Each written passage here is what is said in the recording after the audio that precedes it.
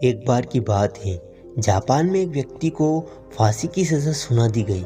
लेकिन क्या आप विश्वास करेंगे कि उस व्यक्ति की मृत्यु फांसी से नहीं बल्कि एक मामूली सी सुई के चुभने से हो गई। इसके पीछे एक मनोवैज्ञानिक तर्क है। इसी के बारे में आज हम इस वीडियो के माध्यम से जानने का प्रयास करते हैं। तो चलिए वीडियो शुरू करते हैं। जापान के न्याय मुख्यालय के हिसाब से उस व्यक्ति को उसके अपराध के अनुसार फांसी की सज़ा सुना दी गई। अब यह तो तय था कि अपराधी की मृत्यु फांसी से होगी, लेकिन यहाँ पर अब एक मोड़ आता है। लेकिन कुछ वैज्ञानिक सामने आए और उन्होंने सोचा कि यह अपराधी फांसी से तो मरेगा ही, क्यों ना उससे पहले उस पर एक मनोवैज्ञानिक प्रयोग कर लिया जाए। ऐसे में उन वैज्ञानिकों के मन में कुछ ख्याल आया और उस कैदी से कहा कि हम तुम्हें फांसी देकर नहीं मारेंगे, लेकिन हम तुम्हें कोबरा सांप से डसा कर मारेंगे। कैदी ने कुछ भी उत्तर नहीं दिया। आगे उस प्रयोग में वैज्ञानिकों ने उस आदमी को एक कुर्सी पर बैठाया और उसकी आंखों के ऊपर एक पट्टी बांध दी जाती है और उसके बाद उसके हाथ पैर भी बांध दिए जाते हैं। और अब यहाँ पर एक रहस्यमय घटना घटी। उन वैज्ञानिकों ने उस व्यक्ति को सांप की जगह 2 सुइयां उसके शरीर पर चुभोई और आगे जो हुआ उसको देखकर सारे वैज्ञानिक चौंक उठे। उस व्यक्ति की मौत हो जाती है सुई के चुभने से। क्या यह संभव है? इस पर खोज के बाद वैज्ञानिकों ने जो पाया वो मनोविज्ञान में चौंका देने वाली बात थी। उस कैदी की मौत डर के कारण हुई थी और जब उसकी रिपोर्ट आई तो उसके शरीर के अंदर सांप का जहर पाया गया। अब बात आती है कि आखिर ये जहर आया कहाँ से, क्योंकि उस व्यक्ति को तो एक सुई चुभाई गई थी और जब सुई चुभाई गई तो उस व्यक्ति के दिमाग में महसूस हुआ कि उसे सांप ने डस लिया है। और जैसे ही उस व्यक्ति के मन में यह महसूस हुआ, उसके दिमाग ने ऐसे एंजाइम बनाना शुरू किए जिसके कारण उसके शरीर में वह एंजाइम जहर का रूप लेने लगे और उस व्यक्ति की मौत हो गई। ठीक ऐसा ही हम सभी के शरीर में भी होता है कि जब हमें बुखार आता है तो हम बुखार की गोली लेते हैं तो 50% कार्य वो गोली करती है, लेकिन 50% कार्य हमारा दिमाग करता है। हमारा दिमाग बहुत ही शक्तिशाली है। अगर हम इसमें डर को पैदा करेंगे तो यह हमें ऐसी स्थितियों में लाकर खड़ा कर देगा कि हम छोटी से छोटी चीज़ों से भी डरने लग जाएंगे। इसीलिए हमें अपने मन के डर कम करना है, मन से डर को निकाल फेंकना है। दोस्तों, विज्ञान ने सिद्ध कर दिया है कि मनुष्य की भावनाओं का उसकी शारीरिक क्रियाओं पर बहुत ही ज़्यादा गहरा प्रभाव पड़ता है। इस बात के भी अनेक प्रमाण मौजूद हैं कि यदि कोई आदमी बीमार हो, अगर उसका मन शांत हो तो वह जल्दी अपनी बीमारी से छुटकारा पा सकता है। ऐसा रोगी जल्दी ठीक हो सकता है। परंतु इसके विपरीत यदि किसी आदमी को छोटी मोटी बीमारी भी हो लेकिन उसके मन में कोई शंका, डर या फिर कोई चिंता बसी हो तो ऐसे रोगी को ठीक करना बहुत ही ज़्यादा मुश्किल हो जाता है। आपको यह बात कभी नहीं भूलनी चाहिए कि खून की गति और हमारे शरीर के स्वास्थ्य में सीधा संबंध होता है। यदि खून की गति में कोई गड़बड़ हो जाती है, हम रोगी हो जाते हैं, और इसके विपरीत यदि वह ठीक तरह से चलती है तो हम स्वस्थ रहते हैं। आप यह तो जानते ही होंगे कि मन में जो उथल पुथल होती है वह हमारे खून के प्रवाह को भी प्रभावित करती है। मन में जो भी परिवर्तन होता है वह स्पष्ट रूप से हमारे खून के बहाव में भी परिवर्तन कर देता है। क्रोध आने पर, कोई डर उत्पन्न हो जाने पर अथवा किसी प्रकार की दुर्घटना घट जाने पर हमारे खून के प्रवाह के प्रमुख स्रोत हमारे हृदय पर तुरंत प्रभाव डालते हैं। आपको यह भी पता होगा कि क्रोध आने पर रक्तचाप बढ़ जाता है। ऐसा कहा जाता है कि यदि घोड़े का मालिक घोड़े को चाबुक लगाए या यूं कहें कि उसे डांटे फटकारे तो घोड़े की हृदय की धड़कन 10 से 12 बार प्रति मिनट बढ़ जाती है। क्रोध, चिंता और भय या फिर अन्य किसी भी प्रकार के मानसिक कष्टों, क्लेशों एवं तनाव आदि से खून के प्रवाह में भारी प्रभाव पड़ता है और इस परिवर्तन का शरीर के अंगों पर भी प्रभाव पड़ता है। वे रोगों को ग्रहण करने लगता है और इस प्रकार मनुष्य की आयु कम होने लगती है। आपने यह भी महसूस किया होगा कि अपमान या अन्याय होते ही आपका मन, मस्तिष्क तुरंत विद्रोह कर उठता है तथा उसमें एक विस्फोट सा हो जाता है। इससे यह सिद्ध होता है कि भावनाओं का हमारे शरीर के सेल्स से बड़ा ही गहरा संबंध होता है।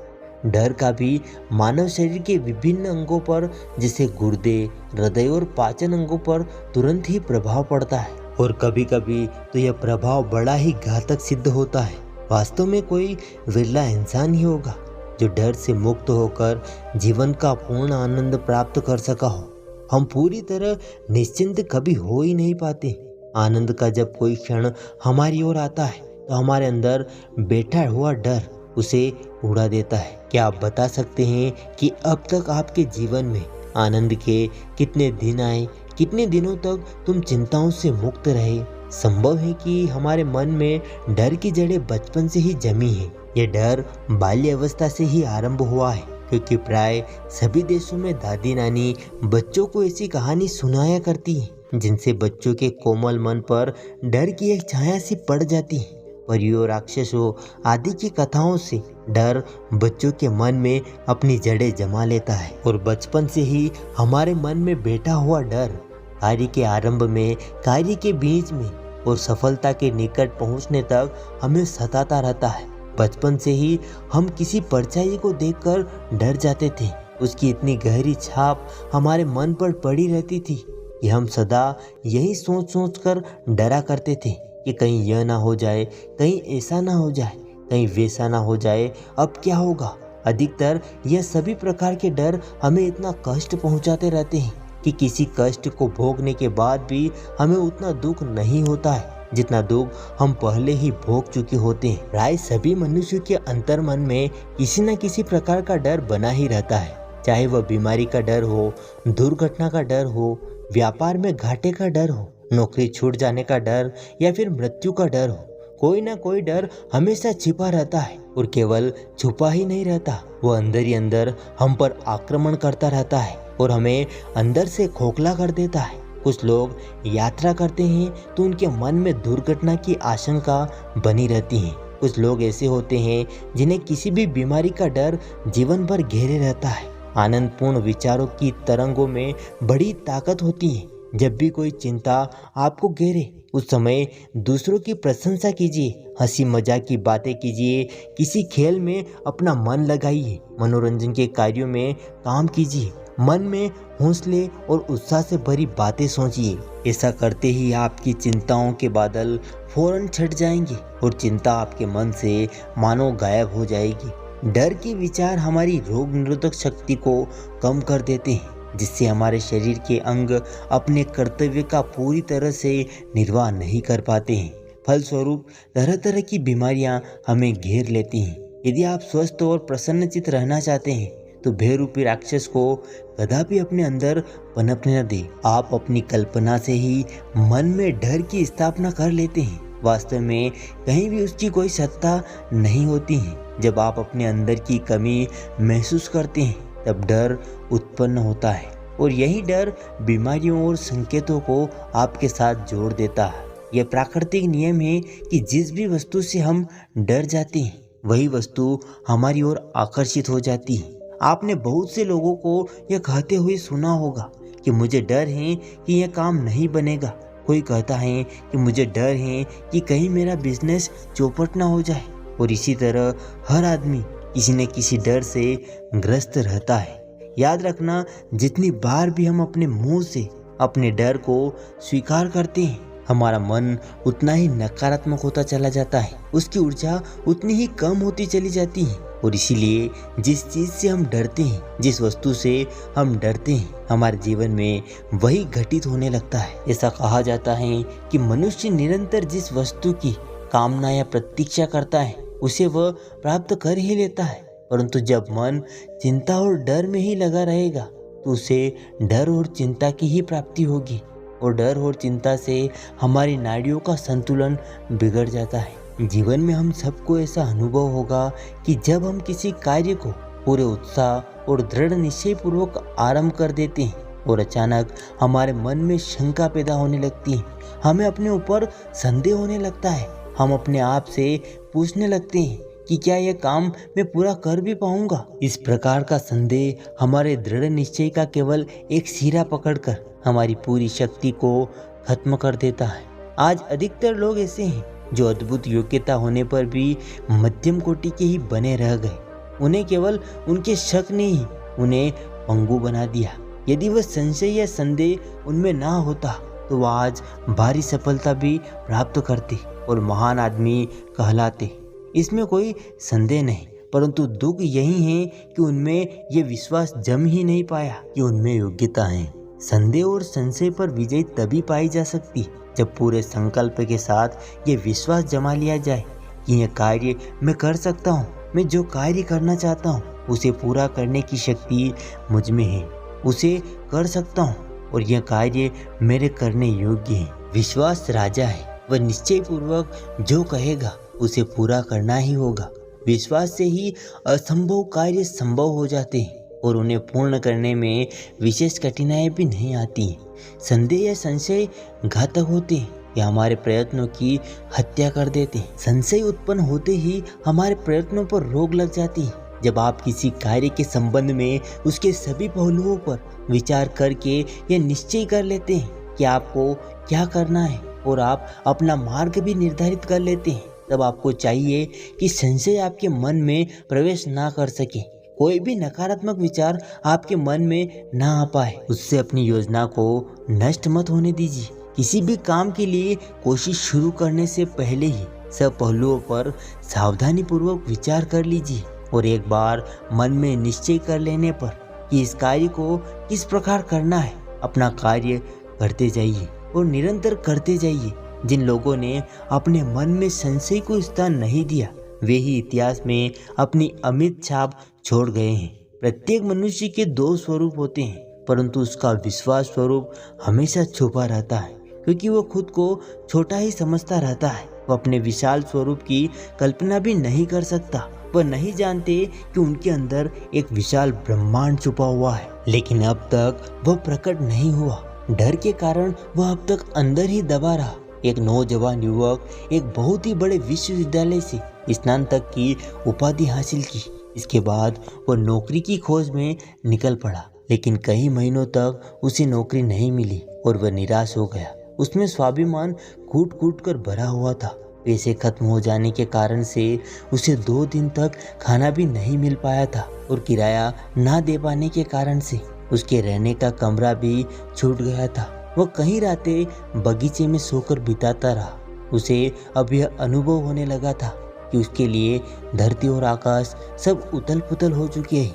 उसे अपना जीवन व्यर्थ प्रतीत होने लगा था। वह नौकरी के लिए जहाँ भी जाता नौकरी नहीं मिलती। आखिरकार निराश होकर उसने नौकरी खोजना ही बंद कर दिया। उसे ऐसा प्रतीत होने लगा कि उसके भविष्य में प्रकाश की एक भी किरण नहीं है। उसको इस डर ने जकड़ लिया कि वह निकम्मे और बेकार लोगों की श्रेणी में धकेल दिया गया है। उसके कपड़े फटने लगे। अब उसकी वह दशा हो गई थी कि इस वेश में वह किसी के सामने भी नहीं जा सकता था और कहीं भी वह जाने की कोशिश करता तो उसे धिक्कार कर बाहर निकाल दिया जाता। बहुत कोशिश करने के बाद उसे एक होटल में बर्तन मांजने की नौकरी मिल गई। इससे उसकी रोटी की व्यवस्था तो हो गई, लेकिन अब भी उसे सोने के लिए उस बगीचे में जाना पड़ता था। एक रात इसी दुर्दशा में वो बेंच पर लेटा हुआ था कि अचानक उसे एक नई दृष्टि प्राप्त हुई। उसे आकाश में मोटे मोटे आग जैसे लाल अक्षरों में दिखाई दिया कि खुद पर विश्वास रखो। उस पूरी रात वह सो नहीं सका। बेचैनी से सवेरा होने की प्रतीक्षा करने लगा। सवेरा होते ही उसने अपने मन में यह बात फिर से दोहराई कि खुद पर विश्वास रखो। वह उठा और नदी पर गया। वहां जाकर उसने अपने हाथ मुंह धोए, खूब अच्छे से दाढ़ी साफ की। अब वह किसी ऑफिस में इंटरव्यू देने जाता तो लोग उसकी इज्जत करने लगे थे। उसके कपड़े ज्यादा अच्छे नहीं थे, परंतु उसके मुंह पर आत्मविश्वास की झलक दिखाई दे रही थी। आशा की एक किरण दिखाई दे रही थी। अब उसे चोर नहीं समझा जाता। वह जो कुछ भी बोलता उसमें आत्मविश्वास टपकता रहता और एक दिन उसे बहुत ही अच्छी नौकरी प्राप्त हुई। दोस्तों, ठीक इसी तरह डर हमारे मन को कमजोर कर देता है, हमारे दिमाग का, हमारे मन का संतुलन बिगाड़ देता है और आत्मविश्वास हमें एक अद्भुत शक्ति पैदा करता है, जिस शक्ति का इस्तेमाल करके दुनिया में कुछ भी हासिल कर सकते हैं। और अपने मन में किसी भी डर के लिए, किसी भी संशय के लिए कोई जगह खाली मत रखिए। मानव शरीर मिलना अपने आप में एक दुख होता है, जिसे भोगने के लिए व्यक्ति जन्म लेता है। और इसमें बीमारियों के बारे में सोच सोच कर हम इस दुख को और भी ज़्यादा बढ़ा लेते हैं। हम सबको पता होता है कि जीवन की अलग अलग अवस्था होती है, जैसे बचपन, जवानी और बुढ़ापा, सब एक के बाद एक एक बारी बारी से आते हैं। और यह भी पता होता है कि उम्र बढ़ने के साथ साथ उसमें बीमारियां भी आएगी, लेकिन इसका पता होते हुए भी हम इतने डरे डरे रहते हैं कि ये बीमारियां हमारे मन और मस्तिष्क पर अपना कब्जा जमा लेती हैं। जो लोग शारीरिक पीड़ा होने पर भी हमेशा खुश रहते हैं, ऐसे लोग दूसरों के लिए एक उदाहरण छोड़ जाते हैं। वो छोड़ जाते हैं जिंदगी जीने का तरीका। लोगों को ऐसे लोगों से सीखना चाहिए जिनके पास कुछ नहीं है, धन संपदा तो छोड़ो, उनके पास अपना अच्छा स्वस्थ शरीर भी नहीं है, और फिर भी वो लोग हंसी खुशी जीते हैं। हाँ, आप सही सुन रहे हैं, मौजूद हैं ऐसे लोग जो हमारे आसपास ही देखने को मिल जाते हैं, लेकिन हम उनकी तरफ कभी ध्यान ही नहीं दे पाते। हमें दुनिया में अपना दुख ही सबसे बड़ा दुख लगता है, लेकिन जब आप बाहर निकल कर देखोगे तब आपको पता चलेगा कि आपसे भी ज़्यादा दुखी लोग यहाँ पर मौजूद हैं, और इसके बावजूद भी वो अपना जीवन खुशी खुशी निर्वाह कर रहे हैं। अगर सोचने या फिर चिंता करने से दुख दूर हो पाते तो इस दुनिया में सभी के पास सुख होता, क्योंकि अधिकतर लोग सिर्फ चिंता करते हैं, हमेशा दुख में रहते हैं, लेकिन उनके जीवन में चिंता करने से कोई भी बदलाव नहीं आता है, बल्कि इसके विपरीत दुख और भी बढ़ जाते हैं।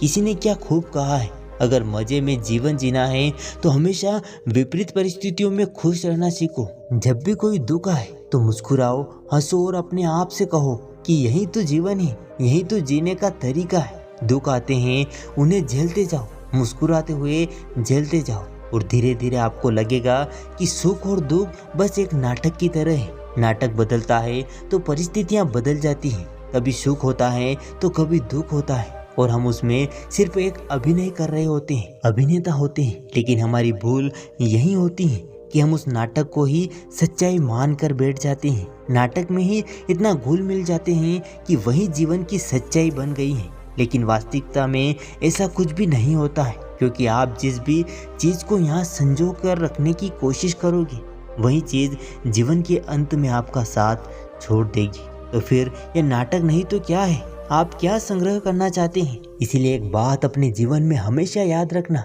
कि अपने प्रत्येक दिन में से कम 15 से 20 मिनट का समय खुद के लिए अवश्य निकालें। ऐसा करने से आपके जीवन में अधिकांश चिंताओं का मिटना तय हो जाएगा। और अगर आप ऐसा नहीं करते हैं तो आप अपने जीवन के एक महत्वपूर्ण हिस्से को छोड़ रहे हैं, या यूं कहूँ तो आप अपने जीवन के लक्ष्य से भटक रहे हैं, क्योंकि इस 15 मिनट के समय में आप जीवन की वो बातें सीखेंगे जो आप हजारों लाखों रुपए देकर भी नहीं सीख पाते हैं। और अगर आपने ये सीख लिया तो यकीन मानिए आपके जीवन से तनाव और चिंताएं हमेशा हमेशा के लिए भाग जाएगी। दोस्तों, उम्मीद करते हैं आपको आज का ये वीडियो पसंद आया होगा। अगर वीडियो पसंद आया हो तो कमेंट सेक्शन में अपनी राय ज़रूर बताएं, और अगर चैनल पे पहली बार आए हो तो चैनल को सब्सक्राइब करना ना भूलें। मिलते हैं अगले वीडियो में, तब तक अपना और अपने परिवार का ख्याल रखिएगा। धन्यवाद।